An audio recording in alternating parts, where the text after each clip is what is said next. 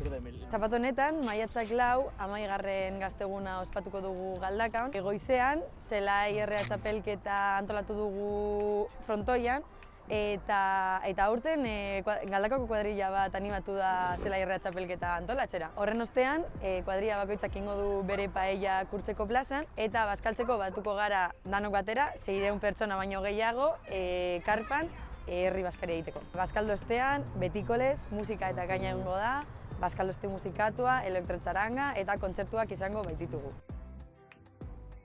Naiz eta aurtengo gazteguna, 12. gazteguna bezala izendatzen dugun, lehenagotik egon izan dira gaztegun desberdinak, Zizpa gazte konpartsak antolatua. Gaur egunera arte, 2011tik hasita gutxi gora bera, 12. gazteguna aukingo nuke aurtengoa, pandemiak kendu dizkigunak aparte utxita. Gogoratzen dut nola hasieran antolakuntzatik montatzen zen bai eszenatokia, Lemoako udalako itxita, bai barra egiten zen Jaimen bidez, eta nola urteak joan ahala, jende gehiago batuz eta gazte gehiago mugituz, nola indar gehiago lortu den eta udala gero eta gauza gehiago utzi dizkigun, izan karpa, eszenatokia, komunak, argindarra.